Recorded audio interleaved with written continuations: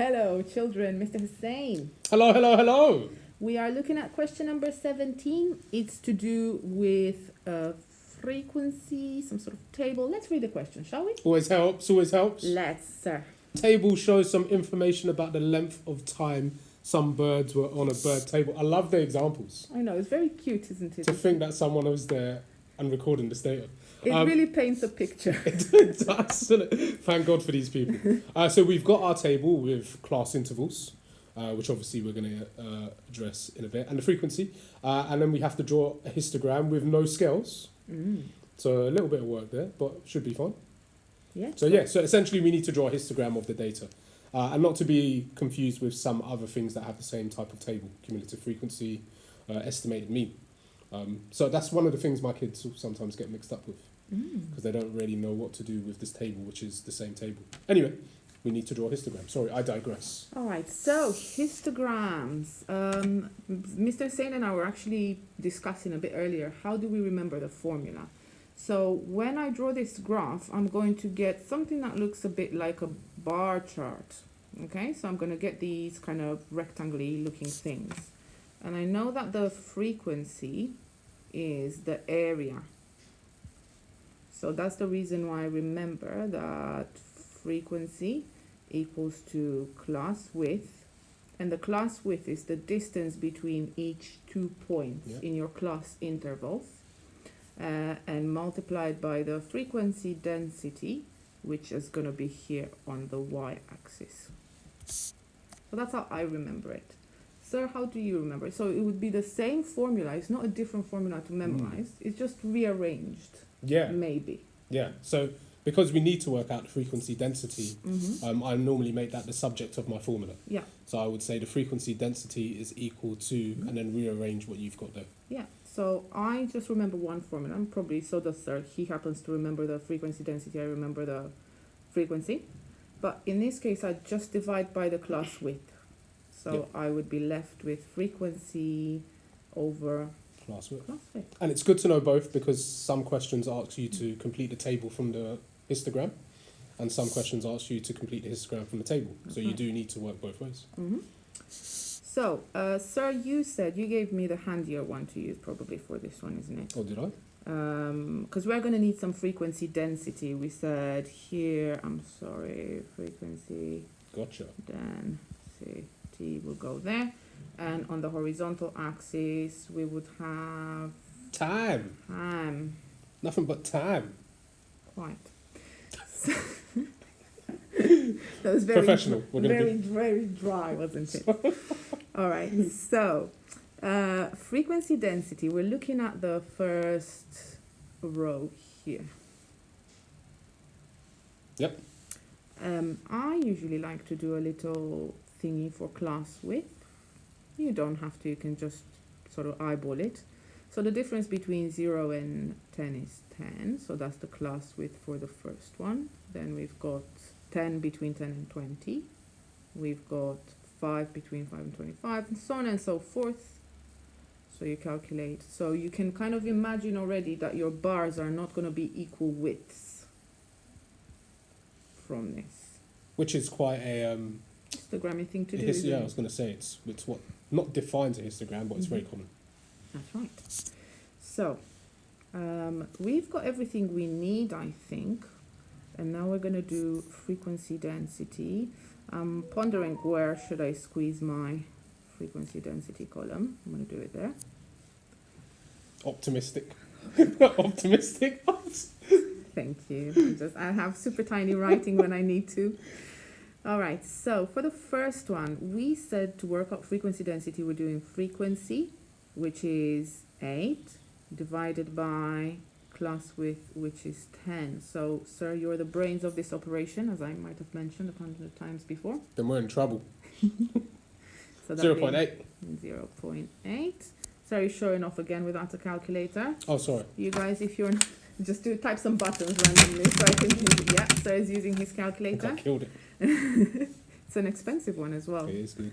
Okay, so we're going to do the next one for the second row now. Here. So again, frequency, which is 16 over class width, which is 10, 1.6. If you're happy to carry on, of course, pause us, Delete us. delete us, carry on, fill in your table, and we're filling it in a second. So for the next one, sir, I'm getting 3. Yeah, 15 over 5. Yeah, and then 12 over 5. Do you want me to check? Is that 2 point? 12 divided by 5 is 2.4, yeah? Yes, still got it, 2.4. Yes. Pass the test. And then the next one, 6 over 20. 0.3. 6 over 20, 3 over 10. 0.4. Yeah, very nice. You're showing off now. No, they have these in a non-calc, isn't I it? don't this like could, it. They don't call me... No, joke. Quick maths, Hussein. There we go, we'll go with that. Okay, so now we know that frequency density is always on the vertical axis, and whatever you've got in your class interval is on the horizontal. And Yep. horizontal is a cross, right? Because some people get them confused. Let's hope they don't, but horizontal is across. All right, so let's think about a scale. So I'm gonna see my highest number is 3. Yeah. So let's see, are we going 1, 2, 3? And that seems to work. So Awesome. every tiny little square is 1. Yep. So I'm gonna label that, I'm gonna commit, I'm gonna number it. And let's look at the horizontal axis. So we've got between 0 and 50. So I'm gonna venture a guess that this could be 10. 10. This could be 20. This could be 30. This could be 40. Yep. I feel like I've done some silliness here. No, that's fine. And this could be 50. And it fits nicely. Let's draw it really quickly. So all you have to do, frequency density, obviously, you're going all the way to 0.8. Next one, between 10 and 20 on the horizontal axis, we're going up to 1.6. And that's maybe somewhere there, something like that. Obviously, for you, it's going to be a bit more accurate. But you always want to check your axis, of course. So just be careful with that. Let's see, where does the 3 go up to? That only goes up to 25, which is somewhere here. Something like that. So you guys know that my line drawing is not improved over the past, well, since I've met you in year 10, back in the day. Okay, that's a 2.4. And I then would say it's improved. You should have seen it before. And the last one, it's a really long bar between 30 and 50, and that's 0.3, something like that. And we are done. As an extension, sir. Just in case. Just in case, if anything, were to happen. What would you do, sir, if I asked you, you've got this in front of you, what's the mean of this data? What would you do?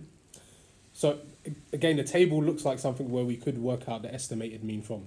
Yes. So we said at the beginning, this could be a question, just that table alone could be a table for cumulative frequency, a histogram, or estimated mean. Exactly. So we could do many things with this table. So let's explore this mean thing a bit further, shall we? Yeah, are we going to rub off some of the work we've done I think there? so. So Okay. if you guys want to just go back, if you haven't finished this, obviously, just rewind. Yep. Rewind. So just to make it clear, working out the mean now is completely different to Yeah. some extent to drawing the histogram. But we can still use the same data that they Yes. give us. So maybe let's change colors. Why not?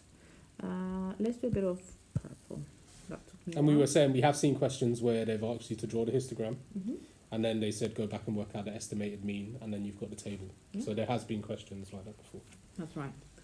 So, mean. What do we need for mean from a table? So because it's grouped data, so we'd always look at our data, is it grouped or discrete? And this one's grouped, we can see before it was 0 to 10, 10 to 20. And so we need a midpoint. Yes. Yeah. So, midpoint of what, sir? The groups, so between 0 and 10, halfway, 5.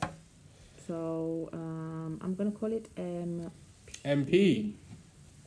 So, we are going halfway between 0 and 10, like sir said. Then between 10 and 20. Yep.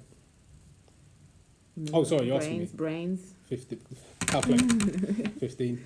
Yeah. And on a serious note, to work out the midpoint between two numbers, how do we do it, miss, if we don't know it off the top of our head? I add the two end numbers. I'm going to use that one for the tricky one. I'm going to Yep. use that method. So for this one, for example, I would add the two ends, so 20 plus 25, and divide my answer by 2. There you go. So calculator paper, so I could do that. 22.5. 22.5. Next one, 27.5. 27.5. I'm so happy I got you for this, sir, because it's making my brain hurt much less. Yeah, I'm gone. I'm gone. And last one, 40! Sorry. 40. Cool. So we've got all the midpoints. Then what do we do? So we multiply them to work out, I mean, if we were going deep into it, it's to work out what all that numbers are added together. An estimate as well. Yeah. So we're going to multiply our midpoint by our frequency. So I'm going to say MP times F. So 5 by 8 is Yeah. going to be 40. So 14. 15 times it off. Hang on. Can't get away with that anymore unless Real you're calculator work now. 240. 240. 22.5 times by 15 is 337.5. Mm-hmm. 27.5 times 12, is it? Yes. Is 330. Mm-hmm. And 40 times 6, 240, isn't it? Yes. And now what? Add them all together. Okay, so we're adding our last column. And let me just quickly do that in my head. And I got 1,187.5. Okay, and what else do we need to do? So whenever we work out the mean, we divide it by how many numbers we had, and that's, in this case, is going to be our total frequency. Mm-hmm. So let's add up all our frequencies. 8 plus 16 plus 15 plus 12 plus 6. And again, I've quickly worked that out to be 57. 57. And now the estimate for the mean. We say is going to be, well, it's called sigma FX. Well, I don't want to confuse them, isn't it? Do you want to do it? Yeah, so let's just say mean estimate for the mean is 187.5. I know we could have told them about fx and all that, but I It's think going to confuse them. so we're dividing our total of midpoint times frequency divided by total frequency. You'll have to excuse us, guys, about the sounds. We're just very popular people. No, silence, crickets, tumbleweed. Well, It's not me, isn't it? No one ever wants to contact me. Okay, so our answer is 20.83, recurring even. So that would be an estimate for the mean, should they ask you to calculate mean Should from they? a table. All right, Two things in one. nice. So a bit of a lengthy one, sorry about that, but we'll see you for the next clip. Bye.